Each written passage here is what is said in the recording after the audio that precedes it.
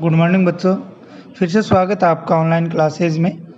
देखिए, जैसा कि हमने 4 रोग जो थे असंक्रामक रोगों की बात कर ली थी, जिसमें लास्ट हमने बात की थी अति रक्तदाब अर्थात हाइपरटेंशन की बात जो थी वो कंप्लीट कर ली। आज हम 5 रोगों की बात इस वीडियो के अंदर करेंगे जो बिल्कुल इजी रोग हैं। देखिए, 5वां रोग जो है उसका नाम है हृदय पेशी रोधगलन। हृदय पेशी रोधगलन। हृदय पेशी रोधगलन कौन सा रोग है? हृदय पेशी रोधगलन नाम का जो रोग है उसकी बात करते हैं। देखिए प्यारे बच्चों, इस रोग में होता क्या है, जो कोरोनरी धमनियां होती हैं, कौन सी धमनियां? कोरोनरी धमनी जो होती हैं, कौन सी धमनी? कोरोनरी जो धमनी होती हैं, उन कोरोनरी धमनी में जो रुधिर आपूर्ति है वो कम हो जाती है। क्या हो जाती है? रुधिर वहाँ पे कम पहुँचता है, और अगर रुधिर कम पहुँचेगा तो वहाँ पे उनको जो ऑक्सीजन है वो सही तरीके से नहीं मिल पाएगी। क्या नहीं मिल पाएगी? ऑक्सीजन की आपूर्ति है वो सही तरीके से नहीं हो पाएगी, जिसके कारण जो हृदय पेशियाँ हैं, जिसके कारण हृदय पेशियाँ अपना कार्य है वो सही तरीके से नहीं कर पाएंगी। हृदय पेशियाँ अपना कार्य क्या है, सही तरीके से नहीं कर पाएंगी, अर्थात एक तरह से क्या हो जाएंगी, मृत हो जाएंगी। इस हृदय पेशी रोधगलन को हार्ट अटैक के नाम से भी जाना जाता है, ध्यान रखना। इसी तरीके से हार्ट अटैक आता है, ठीक है। ऑक्सीजन की आपूर्ति हो नहीं पाती है, जिससे कार्य करना बंद कर देती है, जिससे हार्ट है वो बंद हो जाता है या हृदय का दौरा जो है वो पड़ता है। इसे क्या बोलते हैं? हार्ट अटैक का प्राय नाम से भी जाना जाता है। जो अंतरोध का प्रमुख कारण है कोरोनरी वाहिकाओं में चकता एवं थ्रोम्स का निर्माण, विमाणुओं का सहक्रियण एवं समुच्चयन एवं तथा वाहिकाओं में एथेरोस्क्लेरोसिस उत्पन्न होना है। कई बार क्या है, थ्रोम्स का निर्माण हो जाता है, विमाणुओं का सहक्रियण हो जाना, चकता बनना, इनके कारण भी क्या है, ये एथेरोस्क्लेरोसिस आदि का उत्पन्न जो होना है वाहिकाओं में वो हो जाता है। तो प्यारे बच्चों, ये हृदय पेशी रोधगलन आपको इतना याद रखना है, इसमें हृदय पेशियों तक ऑक्सीजन की आपूर्ति जो है वो नहीं हो पाती है। 6 नंबर रोग जो है, 6 नंबर रोग है वात स्फीति।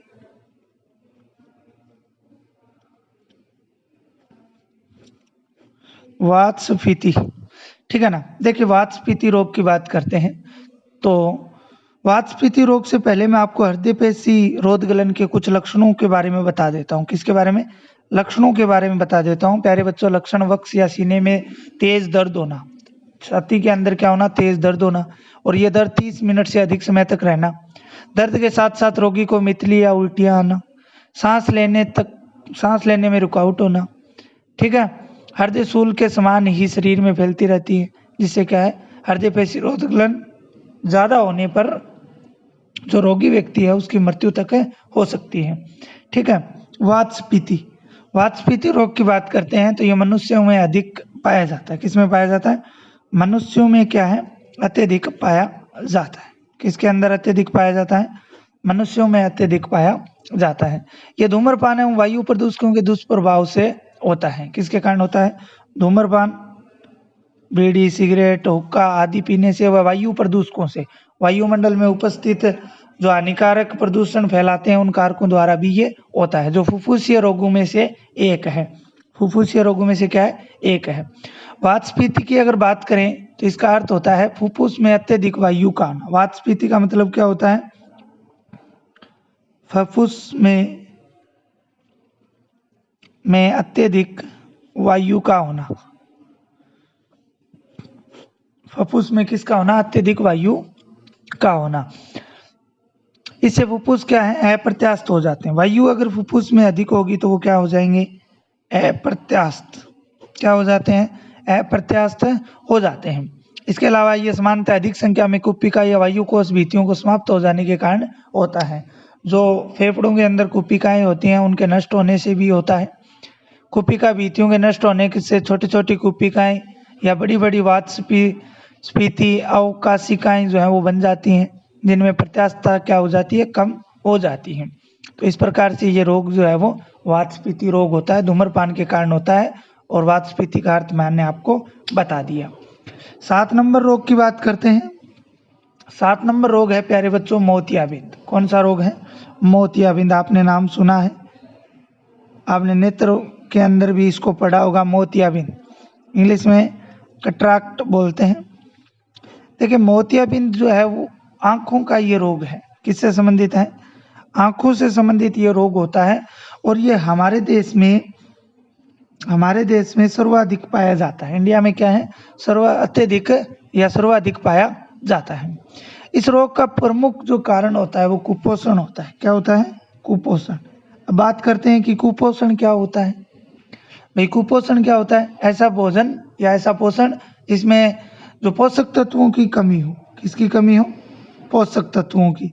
अब पोषक तत्व क्या होते हैं? जैसे प्रोटीन है, विटामिन है, खनिज तत्व है, वसा है, ये सब क्या होते हैं? पोषक तत्व होते हैं। अगर भोजन में इनकी पर्याप्त मात्रा या उचित मात्रा या संतुलित मात्रा न हो तो उस भोजन को हम क्या बोलेंगे? कुपोषण बोलेंगे, और असंतुलित भोजन कहा जाएगा। ये जो रोग है ये वृद्धावस्था में अधिक पाया जाता है। कौन सी अवस्था में? वृद्धावस्था में, अर्थात बुढ़ापे में ये अत्यधिक पाया जाता है, क्योंकि वायु बढ़ने के साथ साथ जो आंख का लेंस है वो चपटा, घना और भूरा सा होने लगता है। जो लेंस होता है आंख का वो वायु के साथ साथ क्या हो जाता है? वायु बढ़ने के साथ साथ, एज बढ़ने के साथ साथ क्या हो जाता है? चपटा, घना और भूरा होने लगता है, और अंत में अपारदर्शी हो जाता है। अंत में क्या हो जाता है? अपारदर्शी हो जाता है, जिसके कारण दिखाई देना क्या हो जाता है? बंद हो जाता है, फिर दिखाई नहीं देता है। इस रोग को अगर हम बात करें तो मोतियाबिंद इसीलिए कहा जाता है, जो आंख का मोती होता है वो क्या है? इस पे प्रभावित होता है। आजकल इस रोग का जो उपचार है वो शल्य चिकित्सा द्वारा पुराने लेंस को निकालकर नए लेंस का रोपण कर दिया जाता है। भाई आजकल शल्य चिकित्सा द्वारा इसका उपचार भी किया जाता है, जिससे क्या है? पुराना निकाल कर नया लेंस जो है वो डाल दिया जाता है। ये था आपका मोतियाबिंद। 8 नंबर अगर हम बात करें तो वो है सबलकाय,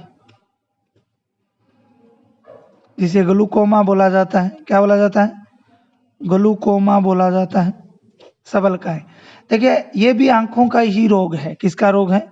ये भी आंखों का रोग है, जो बहुत लोगों के अंदर पाया जाता है। इस दोष की अगर हम लोग बात करें, क्या करें? इस दोष की अगर हम बात करते हैं तो ये जलीय कक्ष व कचाव कक्ष में अत्यधिक द्रव भर जाने के कारण होता है। भाई जो आंख के अंदर एक तो जलीय कक्ष होता है और एक काचाव द्रव्य होता है, ठीक है? काचाव कक्ष मान लो, इनके अंदर क्या है? द्रव्य भरा रहता है, और ये द्रव्य अधिक हो जाने पर, ये द्रव्य क्या हो जाने पर? अधिक हो जाने पर ये रोग जो है वो हो जाता है। इस द्रव्य का अधिक हो जाने पर ये रोग जो है वो हो जाता है। नेत्र गोलक के जलीय कक्ष व कचाव कक्ष में तरल द्रव्य भरा होता है। इन द्रव्यों में के दबाव से नेत्र गोलक की जो दीवार है वो फैल जाती है, और इसके स्तर अपने अपने स्थान पर बने रहते हैं। अगर ये द्रव्य अधिक मात्रा में हो जाए तो दबाव बढ़ जाता है, जिसे हम क्या बोलेंगे? सबलकाय बोलेंगे। तो सीधा आपको इतना याद रखना है, आंख के अंदर जलीय कक्ष और कचाव कक्ष में द्रव्य अधिक हो जाने की स्थिति को क्या कहा जाता है? सबलकाय कहा जाता है। जिससे क्या है? जो दृष्टि पटल होगा, कौन सा पटल? दृष्टि पटल होगा, वो क्या हो जाता है? क्षतिग्रस्त हो जाता है, जिसके परिणाम स्वरूप व्यक्ति जो है वो अंधा हो जाता है। व्यक्ति क्या हो जाता है? अंधा हो जाता है। अब प्यारे बच्चों इस चैप्टर का अंतिम टॉपिक और रोगों में भी अंतिम रोग है आपके 9 नंबर रोग, भेगापन। कौन सा पन? भेगापन। भेगापन। देखिए प्यारे बच्चों ये भी एक नेत्र दोष है। क्या है? नेत्र दोष, ठीक है ना, जो कई मनुष्यों के अंदर पाया जाता है। भाई नेत्र दोष है, हमने मोतियाबिंद पढ़ा नेत्र दोष, सबलकाय पढ़ा नेत्र दोष, भेगापन है ये भी क्या है? नेत्र दोष होता है, जो मनुष्यों में पाया जाता है। इस दोष में नेत्र पेशियों के जो नेत्र पेशियां हैं वो प्रभावित होती हैं। कौन प्रभावित होती हैं? नेत्र की जो पेशियां होती हैं, आई मसल्स होती हैं, वो इसके अंदर प्रभावित होती हैं, जिनके कारण ये होता है। 6 नेत्र पेशियां नेत्र को नेत्र कोटर के अंदर घुमाती हैं। देखिए कितनी नेत्र पेशियां? 6, जो नेत्र को नेत्र कोटरों के अंदर घुमाती हैं। अगर इनमें से कोई एक पेशी कुछ छोटी या बड़ी हो जाती है तो नेत्र कोटर में कुछ झुका हुआ दिखाई देता है। इसी कारण इसको क्या बोला जाता है? भेंगापन बोला जाता है। इस दोष को शल्य चिकित्सा के द्वारा कुछ हद तक क्या कर दिया जाता है? दूर कर दिया जाता है।